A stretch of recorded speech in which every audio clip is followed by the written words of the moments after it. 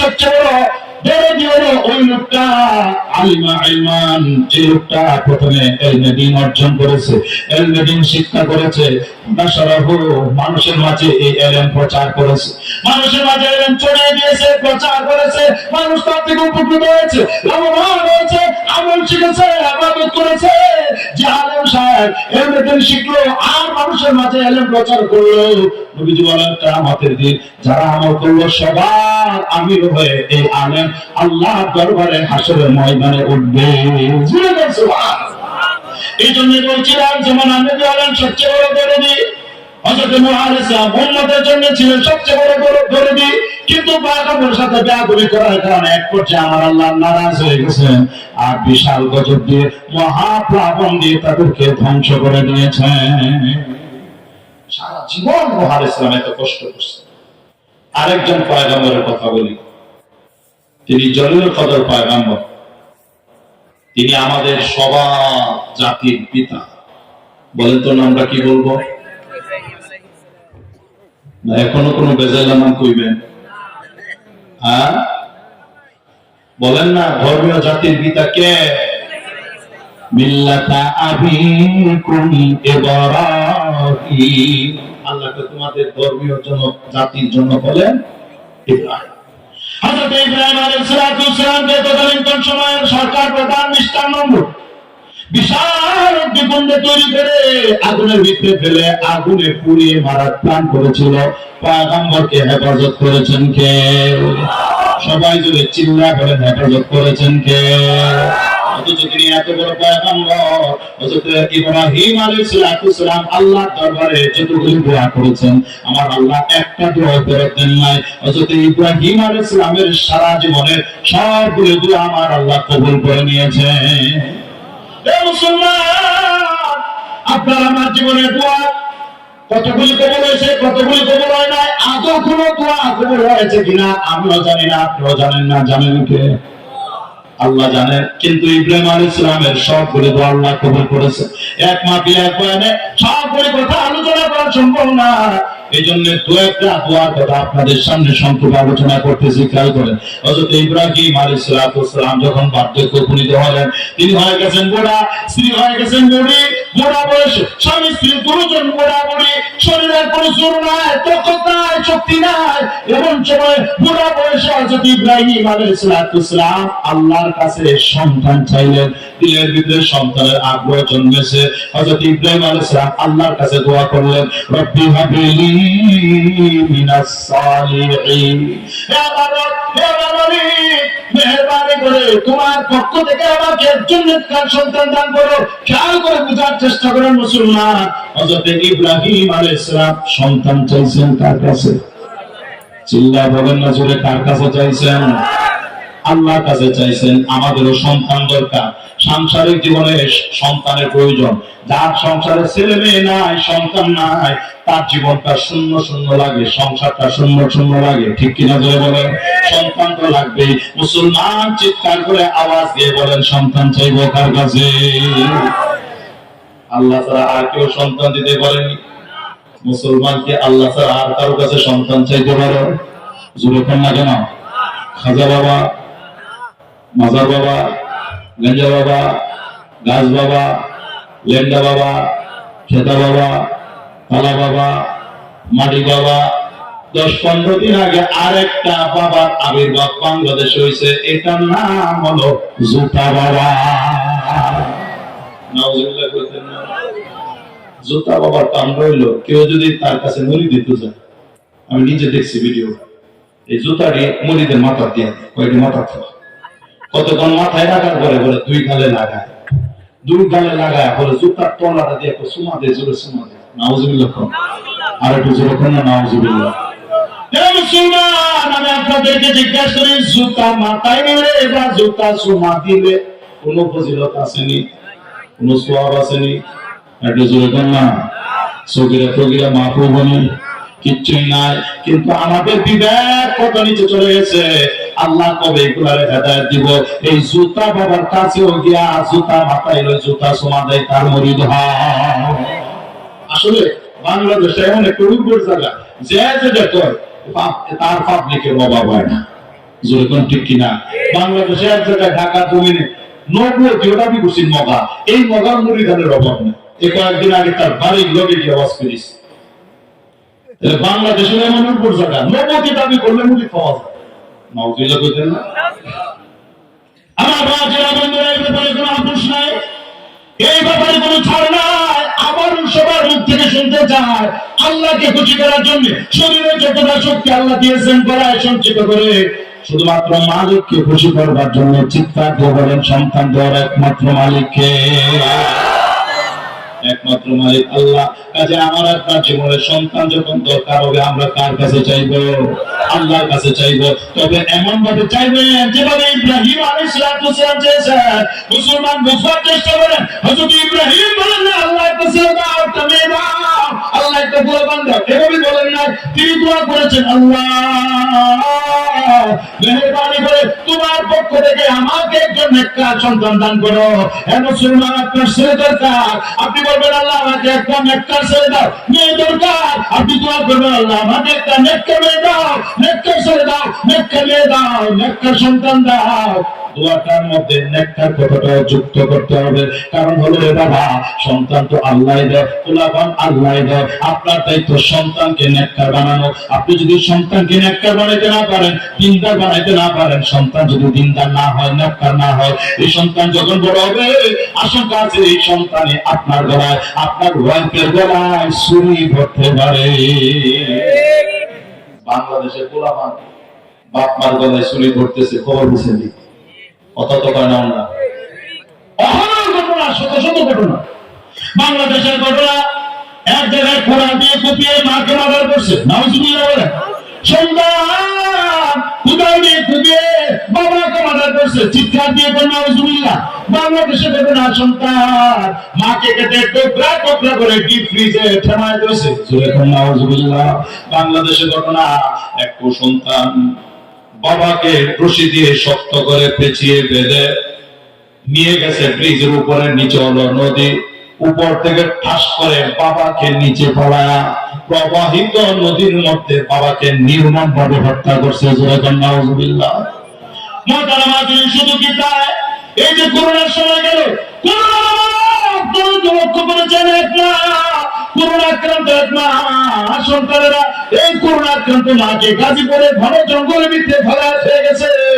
ঢাকার পুরান ঢাকার নাজিমুদ্দিনের বাবা, বাড়ির অভাব নাই, গাড়ির অভাব নাই, সম্পদের অভাব নাই, সন্তানের অভাব নাই। বাবা যখন করোনা আক্রান্ত হয়ে গেছে, সবগুলা ছেলে মিলে বাবাকে হসপিটালের বারান্দায় রেখে ওরা উধাও হয়ে গেছে। বাবার চিকিৎসা করায় না, হসপিটালে ফেলা হয়ে গেছে। অথচ তারা চিন্তা করছে করোনা আক্রান্ত মা, করোনা আক্রান্ত বাবা, যদি ওনাকে ধরি, ওনাকে যদি সই, করোনা আমারও পাইব, বাবাও মরবে, আমিও মরবো, মা মরবে, আমিও মরবো, মরছে তো মরছে মাই মরক, মরছে তো মরছে বাবাই মরক, আমি শুয়া মরতে রাজি না। এই সময় দেখছেন অনেক সন্তান করোনা আক্রান্ত মা বাবার জানাজায় অংশগ্রহণ করে না। ওই সময় ময়দানে পাওয়া গেছে উলামায়ে কেরামদেরকে, মাদ্রাসার ছাত্রদেরকে করোনা আক্রান্ত লাশগুলো মাটির নিচে দাফন করছে, জানাজা দিছে। ঠিক কিনা? আপনাদেরকে জিজ্ঞেস করি, আপনাদের বিবেককে আমি বলি, বিবেক থেকে কথা বলবেন। যে সন্তান দুনিয়াতে বাপ মা কোনো কাজে লাগে না, বলেন বলেন তো বাবা মা মারা যাওয়ার পরে এই সন্তান কি কোনো কাজে লাগবে নি? কথা বলেন না একটু। দুনিয়াতে কোনো কাজে লাগে না। দেখেন আরো শোনায়, আপনারা অবশ্য সচেতন মহল। এখনো পর্যন্ত গাজীপুরের কাশিমপুর কারাগারে একটা মেয়ে 2 বছর যাবৎ বন্দী আছে। ইংলিশ মিডিয়ামের অনেক ছাত্রী ছিল, বাবা পুলিশ ইন্সপেক্টর ছিল। সন্তানকে মেয়েটাকে এত আদর করে, এত মহব্বত করে, প্রতি মাসে বাবা পুলিশ ইন্সপেক্টর 50,000 টাকা মেয়ের জন্য ব্যয় করছে। মেয়েকে হাত করে দিয়েছে। যে মেয়েটাকে বাবা মা এত ভালোবাসে, এত আদর করে, ওই মেয়েটা করলো কিনা। এবার ঢাকার বিভিন্ন ফার্মেসি ঘুরে ঘুরে 60টা ঘুমের ট্যাবলেট সংগ্রহ করলো, একটা না দুইটা না 60টা ঘুমের ট্যাবলেট সংগ্রহ করে 2 কাপ চার সাথে মিশিয়ে এক কাপ বাবাকে খাওয়ায় দিল আর এক কাপ মাকে খাওয়ায় দিল। ঘুমের ট্যাবলেট একটা খাইলে খবর থাকে না, সে জায়গায় 60টা ঘুমের ট্যাবলেটের মিক্সচার যখন 2 কাপ মাকে বাবাকে পান করে দিল, বাবা মা ঘুমের ঘুরে সম্পূর্ণ চেতন অজ্ঞান বেহুশ হয়ে পড়ে আছে। এবার মেয়েটা ধারালো ছুরি নিয়ে বাবার উপরে ঝাঁপিয়ে পড়লো। প্রথমে বাবার গলা কাটলো, বাবার মৃত্যু নিশ্চিত হলো, এরপরে মার গলায় ছুরি চালালো, মার গলা কেটে মার মৃত্যু নিশ্চিত করলো, মাকে বাবাকে উভয়কে মার্ডার করলো। মার্ডার করে ক্ষান্ত হয় নাই, বরং বাবা মার লাশগুলো টেনে টেনে বাথরুমের ভিতরে নিয়ে খাওয়াইয়া দিল। নাউজুবিল্লাহ জোরে কোন। এখন বলেন, মেয়েটার তো কোনো অভাব ছিল না, বাপ মা তারে ফুললি ফুল আদর্শ করছে। এত আদর্শ করার পরেও মেয়েটা কেন বাবা মার গলায় ছুরি ধরলো? আমি গবেষণা করে একটা জিনিসই পাইছি, সব ঠিক আছে, বেজাল এক জায়গায়, গন্ডগোল শুধু এক জায়গায়। সব ঠিক আছে, কিন্তু বেজাল যে জায়গায় সেটা হলো বাবা মা শুধু আদরই করছে, সন্তানকে দিনদার বানানোর ফিকির করে না। আপনাদের এই মজলিসের মাদ্রাসা সহ বাংলাদেশের যতগুলি মাদ্রাসা আছে আর কি যোগ্য না হোক, আপনাদের আমানত, আপনাদের সন্তানদেরকে আমরা দিনদার বানানোর চেষ্টা করি। এই জন্য এই মজলিসুল মাদ্রাসা শিশু ক্লাসের, নুরানি ক্লাসের ছোট্ট বাচ্চা 6-7 বছরের বাচ্চা, তাহলে যদি মঞ্চে নিয়ে আসেন আর আমি যদি তাকে কয়েকটা হাদিস মুখস্থ বলতে বলি, দেখবেন কয়েকটা হাদিসের মধ্যে সে এটাও বলবে, ক্বালান নবিয়্যু সাল্লাল্লাহু আলাইহি ওয়াসাল্লাম, ক্বালান নবিয়্যু সাল্লাল্লাহু আলাইহি ওয়াসাল্লাম, আল জান্নাতু তাহতা আকদামিল উম্মাহাত। নবীজি ইরশাদ করেছেন, মার পায়ের নিচে হচ্ছে সন্তানের বেশ, মার পায়ের নিচে হচ্ছে সন্তানের বেশ। আপনাদের সন্তানদেরকে প্রথম বছরে আমরা যতগুলো হাদিস শিখাই, এর মধ্যে প্রথম এই কথাটা শেখানো হয়, এই সন্তান বুঝে নাও, জান্নাতের জন্য আল্লাহ তোমাকে বানাইছেন, জান্নাত তোমার মার পায়ের নিচে, বাবার খেদমত করবা, মার খেদমত করবা, তুমি জান্নাত পাওয়া যাবে। শিশু ক্লাস থেকে এই জ্ঞান তার মাথায় দেওয়া হয়। শিশু ক্লাস না, প্রত্যেকটা ক্লাসে বাবা মার বিশেষ চ্যাপ্টার আছে। অবশেষে কমপ্লিট পড়ালেখা পাস করে তবে হাদিস পাস করে যখন বের হয়, এর ভিতরে সে কোরআনের বহু আয়াতে বাপ মার খেদমতের ফজিলত সম্পর্কে জানে।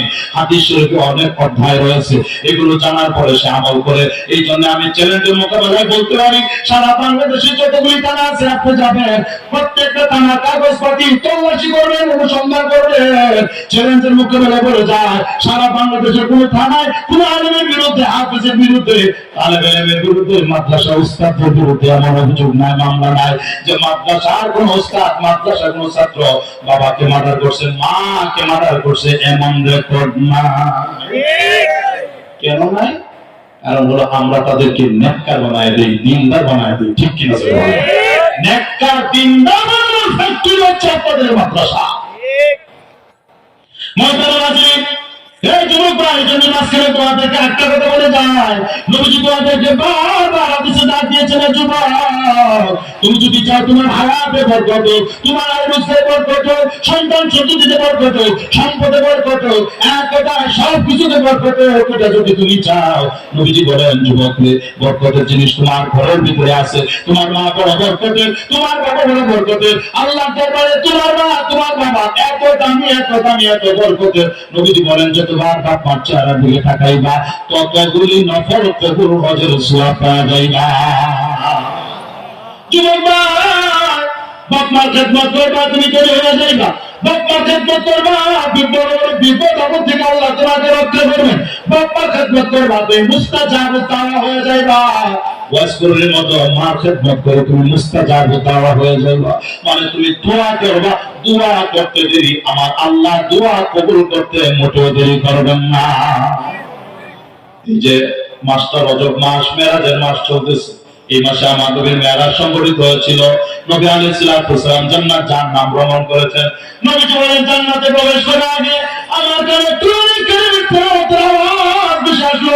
জান্নাতের একটা কামরার ভিতর থেকে কুরআন কারীমের মধুর কণ্ঠের তেলাওয়াত আমার কানে চলে আসলো।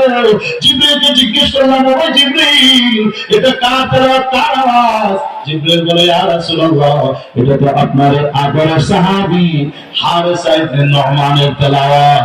সাহাবী হারিস ইবনে নুমান রাদিয়াল্লাহু তাআলা যেন জান্নাতে বসে বসে কোরআন তেলাওয়াত করতেছেন। নবীজি জিজ্ঞেস করেন ভাই জিবরিল এটার কারণটা কি, এত বড় ফজিলত সে কিভাবে পাইল? নবীজি মেরাজ শেষ করে দুনিয়াতে এসে মেরাজের আগাগোড়া সব আলোচনা করলেন এবং এই ঘটনা বললেন ওই সাহাবীরা জান্নাতের ভিতরে আমি হারিস ইবনে নুমানের আমার আগের সাহাবী হারিস ইবনে নুমান তার কোরআন তেলাওয়াতের আওয়াজ আমি কানে শুনতে পাই না। এর কারণটা হলো নবীজি বলে ওয়াকানা আবারুন নাসি বিউম্মিহি ওয়াকানা আবারুন নাসি বিউম্মিহি। এটার কারণ হলো আমার হারেসা তার মার খুব ভক্ত ছিল, মার সেবা করত, মার খেদমত করত, মার সেবা শুশ্রূষা করত, মা দোয়া নিত, মার খেদমত করার কারণে মা দোয়া পাওয়ার কারণে আল্লাহ তাকে এত সম্মান এত মর্যাদা দিয়েছেন। নবীজি বলেন মেরাজের রাতে আমি হারেস ইবনে নুমানের কোরআন তেলাওয়াতের আওয়াজ জান্নাতে শুনতে পেয়েছি। সুবহানাল্লাহ। এই জন্য বলতেছি বাবা সন্তানকে নেককার বানানো এটা আপনাদের দায়িত্ব। আল্লাহর কাছে শুরু দিতে হবে। ইব্রাহিম নবী যেভাবে চাইছেন আল্লাহ একটা নেককার সন্তান দাও, ইব্রাহিম নবী দোয়া করেছেন আল্লাহ নেককার সন্তান দাও। আল্লাহ বলেন হ্যাঁ তোমার দোয়া কবুল, তোমাকে যে সন্তান দিতেছি এই দোয়াটা কবুল করে আমি অবশ্যই তোমাকে নেককার সন্তান দিতেছি। তোমার সন্তান ইসমাইল শুধু নেককার না, আল্লাহ বলেন নেককারেরও বড়টা, সেটা হলো নেককার হওয়ার পাশাপাশি তোমার সন্তান হবে অত্যন্ত বড় ধৈর্যশীল। তার জীবনে ধৈর্যের বড় ঘটনা ঘটবে, ধৈর্যের পরীক্ষায় সে উত্তীর্ণ হবে। ঠিক হযরত ইসমাইল আলাইহিস সালামকে যখন কুরবানি করার জন্য আল্লাহ সন্তুষ্টির জন্য কুরবানির লক্ষ্যে মিনা প্রান্তরের দিকে নিয়ে যাচ্ছিলেন, রাস্তার মধ্যে হযরত ইব্রাহিম বললেন আমার আদরের সন্তান আমি স্বপ্ন দেখলাম নিজ হাতে তোমাকে জবাই করতেছি, আল্লাহ সন্তুষ্টির জন্য কুরবানি করতেছি, তোমার ইচ্ছা কি, তোমার অভিমত কি আমাকে বলো। হযরত ইসমাইল তিনি তো বড় একজন পয়গম্বরের সন্তান, বাবা যেমন এর কিছু স্বভাব আসর তাসির অটোমেটিক সন্তানের উপরে পড়ে কি পড়ে না জেনে দাও মক্কা মাজরি। এই জন্য হযরত ইসমাইল ওই যে আপনারা বলেন পাক্কা বেটা সিপাही का घोड़ा कुछ ना हो तो थोड़ा थोड़ा, হযরত ইসমাইল ডাক দিয়ে বলে ওয়ালা بفعل ما تؤمر ستجدني إن شاء الله من الصابرين।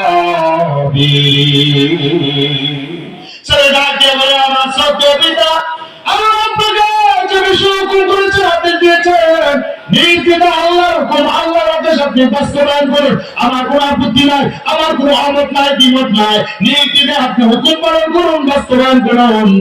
ইনশাআল্লাহ আল্লাহ চায় তো আপনি আমাকে ধৈর্যশীলদের অন্তর্ভুক্ত করেন। হযরত ইসমাইলের কুরবানির ঘটনা যখন ঘটে তার বয়স তখন 13 বছর। 13 বছর বয়সে তিনি বলতেছেন আব্বা ইনশাআল্লাহ আপনি আমাকে ধৈর্যশীলদের অন্তর্ভুক্ত পাবেন। যে কথাটা পুত্র ইসমাইল 13 বছর বয়সে বলল এই কথাটাই আমার আল্লাহ 13 বছর আগে মানে ইসমাইলের জন্মের আগে বলে দিলেন ইব্রাহিম তুমি আমার কাছে সন্তান চাইছো নেককার, যে সন্তান দিলাম এটা অবশ্যই নেককার, শুধু নেককার না সে হবে বড় ধৈর্যশীল। এই যে ধৈর্যের পরীক্ষা উত্তীর্ণ হয়েছে সে বলছে ইনশাআল্লাহ আপনি আমাকে ধৈর্যশীলদের অন্তর্ভুক্ত পাবে। আমার বাজারা বন্ধুরা আল্লাহ রাব্বুল আলামিন যদি ইসমাইলকে বানায় দিলেন সাহাবে জমজম জমজমানা, হযরত ইসমাইল আর তার বাজারের জন্য ইব্রাহিম আলাইহিস সালাম সামান্য খেজুর আর পানি রেখে যখন চলে আসতেছিলেন বন্ধুরা আমার এক সময় পানি শেষ, খেজুর শেষ, হাজারা পুত্রের দুধ শেষ, মুখের লালাও শেষ, বাচ্চাকে দেওয়ার মতো পানিও নাই, খাবারও নাই, বাচ্চা ছটফট করতেছে। শিশু ইসমাইলকে সাফা মারওয়া দুই পাহাড়ের মধ্যবর্তী জায়গায় বসায়া এবার হযরত হাজেরা একবার যায় সাফা পাহাড়ে, আরেকবার যায় মারওয়াতে। সাফা থেকে মারওয়া, মারওয়া থেকে সাফা 7 বার চক্কর দিচ্ছে, দৌড়াদৌড়ি করছে, আর দেখতেছে পানির কোনো চিহ্ন দেখা যায় কিনা। না না পানির কোনো আলামত দেখা যায় না। 7 বারের দুই পাহাড়ের মাঝে দৌড়াদৌড়িটা আল্লাহর কাছে এত পছন্দ হয়ে গেছে কিয়ামত পর্যন্ত যত মানুষ হজ করবে উমরা পালন করবে হজকারীদের জন্য উমরা পালনকারীদের জন্য ওয়াজিব বিধান হচ্ছে সাফার মারওয়ার মাঝে 7 বার দৌড়াদৌড়ি করতে হবে, ঠিক কিনা? আল্লাহর রহমতের সাগরে দেওয়া উঠে গেছে। হযরত ইসমাইল শিশু বাচ্চা পায়ের মোড়া দিয়ে চলে বারবার পদাঘাত করতেছিলেন। আল্লাহ তাআলা জিবরাইলকে পাঠিয়ে দিলেন। জিবরাইলের সরাসরি দ্বারা একটা মাত্র ডানা জিবরিল ইউজ করলো, একটা ডানা দিয়ে ইসমাইল পায়ের নিচে হালকা করে চাপটা মারলো, বাড়ি মারলো। আল্লাহর কুদরত বোঝা যায় না, একটা ঝর্ণা ওখানে প্রবাহিত হয়ে গেল। এটারই নাম হচ্ছে জমজম। হাজার হাজার বছর আগে জমজম কূপ আবিষ্কৃত হয়েছে, এখনো আছে না নাই? খালি কূপ আসেনি না, পানিও আছে।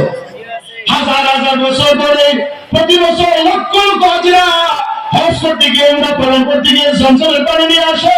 যে আনে না আসে কমপক্ষে 5 লিটার পানি নিয়ে আসে। হাজার হাজার টন পানি সারা পৃথিবীতে বছরের পর বছর সাপ্লাই হচ্ছে, হাজার হাজার বছর যাবত চলছে। এত কিছু পরেও জমজমের পানি কখনো কমে না, জমজমের পানি কখনো শুকায় না। জুড়ে দেন না সুবহানাল্লাহ। এটা তো একটা জায়গা করতে আছে, একটা বড় কথা। আর খেয়াল করে শুনেন, নবী আলাইহিস সালাম যেটা হাদিসে বলেছেন, এর আগে আরেকটা হাদিস শুনেন। সাহাবী আব্দুল্লাহ ইবনে আব্বাস রাদিয়াল্লাহু তাআলা বলেন, কিয়ামত পর্যন্ত এই উম্মত নবীজির একটা বরকত থেকে যেন উপকৃত হতে পারে, বরকত লাভের জন্য হতে পারে, নবীজি একটা ব্যবস্থা করে গেছেন। খেয়াল করে শুনেন, আর কতটা খেয়াল করে শুনেন। সাহাবী আব্দুল্লাহ ইবনে আব্বাস বলেন, নবীজির কাছে এক পেয়ালা জমজমের পানি যখন হাজির করা হলো, নবীজি মুখ ভর্তি করে জমজমের পানি মুখে নিলেন, কুলির মধ্যে নাড়াচাড়া করে মুখের বরকতি পানিটা এবার জমজম কূপের মধ্যে ছেড়ে দিলেন। নবীজির বরকতি পানিটা, মুখের পানিটা পুরা কুয়ার জমজম কুয়ার পানির সাথে মিশে গেছে। কাজে কিয়ামত পর্যন্ত যত মানুষ জমজমের পানি পান করবে, কেমন যেন বিশ্বনবীর মুখের বরকত তার পেটে ঢুকে গেছে। দেখি তো কারা কারা জমজমের পানি পান করছেন, হাতটা উঠায় দেখেন তো। জমজমের পানি খাইছেন না? হাত নামা। মাশাআল্লাহ, ম্যাক্সিমাম তো খায়া ফেলাইছেন। আমি পরামর্শ দিয়ে যাই, জমজমের পানি ভরে রাখবেন। লাভটা কি শুনে? এক নম্বর তো হলো, যারা খাইছেন এদের পেটে রাসূলের পানি ঢুকছে, মুখের পানি। বুঝাচ্ছে তো কথাটা? 2 নম্বর রাসূল বলে গেছেন, মা ও জমজম লিমা শরিবাহু, জমজমের পানি যে নিয়তে, যে উদ্দেশ্যে পান করে, আল্লাহ তার নিয়ত, তার উদ্দেশ্য পুরা করে দেন। সুবহানাল্লাহ। কি নিয়তে পান করলেন? অনেকের জটিল কঠিন রোগ থাকতে পারে, আপনি কেবলা মুখে প্রচন্ড দাঁড়িয়ে জমজমের পানি পান করা মুস্তাহাব। আপনি পানি পান করবেন আর আল্লাহর কাছে দোয়া করবেন, আল্লাহ জমজমের পানির বরকতে, বিশ্বনবীর দোয়ার বরকতে আমাকে রোগ বালাই থেকে হেফাজত করো, সুস্থতা দান করো। ইনশাআল্লাহ 100 যদি আপনার এতিম বিশ্বাস থাকে, জমজমের পানি ওসিলা, আপনার দোয়ার ওসিলা আল্লাহ আপনাকে সুস্থ করে দিবেন। কারণ হলো রে মুসলমান, নবীজি সারা জীবন যতবার জমজমের পানি পান করেছেন, খেয়াল করেন, হাদিস শরীফে আছে নবীজি 3টা নিয়তে জমজমের পানি পান করেছেন। খেয়াল করবেন, মনে রাখবেন কথাটা। নবীজি সারা জীবন যতবার জমজমের পানি খাইছেন, জমজমের পানি পান করছেন, নিয়ত ছিল 3টা।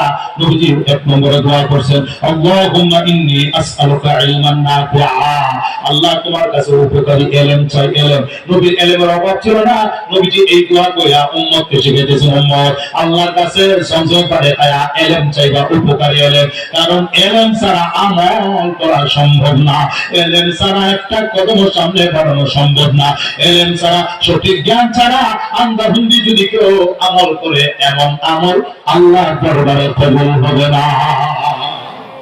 এই জন্য আল্লাহ নবী জমজমের পানি খাওয়ার সময় আল্লাহর কাছে বলছেন, আল্লাহ তোমার কাছে উপকারী ইলম চাই। মনে রাখবেন 2 নম্বর, ওয়ারিজকান ওয়াসিআ, আল্লাহ তোমার কাছে প্রশস্ত রিজিক চাই, বরকতি রিজিক চাই, মানুষের কাছে যেন হাত করতে না হয়, সম্মানজনক রিজিক, বরকতপূর্ণ রিজিক, প্রশস্ত রিজিক চাই। 2 নম্বর হলো আল্লাহর কাছে নবীজি জমজমের পানি খায়া বরকতের রিজিক চাইছেন। 3 নম্বর, খেয়াল করে শুনেন, ওয়াশিফা মিন কুল্লি দা, আল্লাহ যত রকমের অসুস্থতা আছে, রোগ বালাই আছে, সব রোগ বালাই থেকে তোমার কাছে আমি সুস্থতা চাই। তাহলে জমজমের পানি পান করছেন 3 নিয়তে।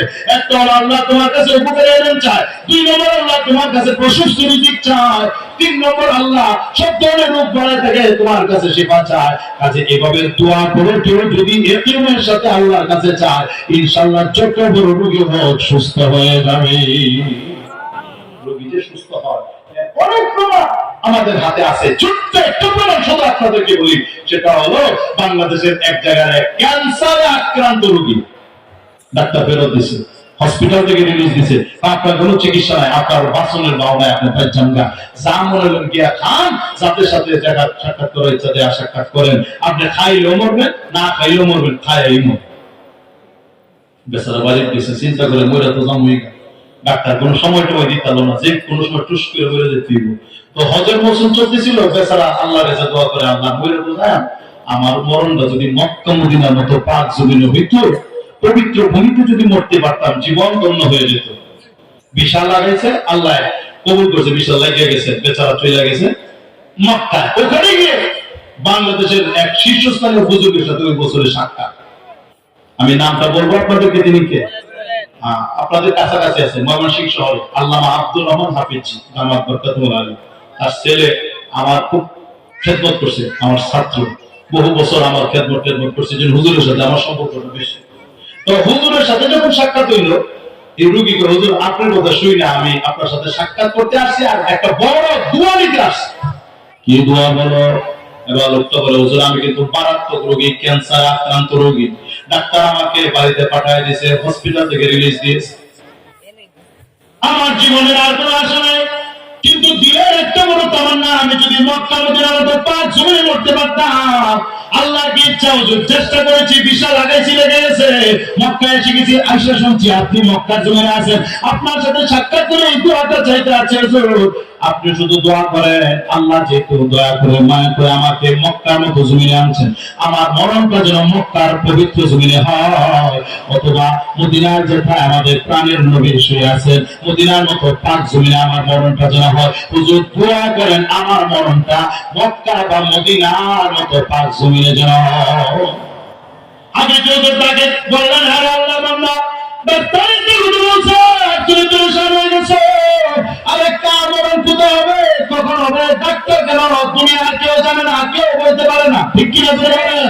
হুজুর বললেন, আমি তোমাকে হাদিসের আলোকে একটা সুন্দর পরামর্শ দিই, আল্লাহ যখন কবুল করছে মক্কা জমিনে তোমাকে নিয়ে আসছে, শোনো, রাসূল বলেছেন, এই যে হাদিসটা বললাম, হুজুর এই হাদিসটা বললেন, মা ও zamzam লিমা শুরিবালাহু, zamzam পানি যে নিয়তে পান করে আল্লাহ তার নিয়ত, তার উদ্দেশ্য পুরা করে দিবেন। ও আল্লাহর বান্দা, এর ভিতরে zamzam পানির অভাব নাই, যারা গেছেন দেখছেন, এর ভিতরে জায়গায় জায়গায় zamzam পানির ড্রাম রাখা আছে, ড্রামের গায়ে লেখা আছে মুবাররাক, গায়রু মুবাররাক, কোল্ড, নন কোল্ড, ঠান্ডা বা নরমাল, কোন পানি আপনি পান করবেন, সব রকমের ব্যবস্থা আছে। হুজুর বলেন, পেট ভরে zamzam পানি পান করতে থাকো, আর যত বেশি পারো zamzam পানি পান করো, আর আল্লাহর কাছে দোয়া করতে থাকো, আল্লাহ zamzam পানির উসিলায় আমাকে শিফা দাও, তোমার নবী শিফা চাইছেন, আমিও শিফা চাই, আমাকে শিফা দাও, আমাকে আরোগ্য দান করো, সুস্থতা দান করো।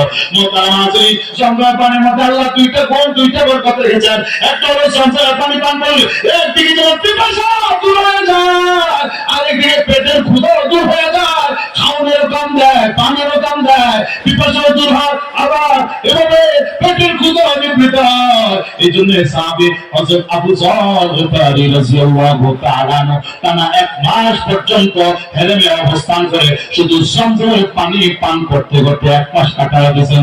সুবহানাল্লাহ, আলহামদুলিল্লাহ, আলহামদুলিল্লাহ, নারায়ে তাকবীর, আরে বুঝলে নারায়ে তাকবীর।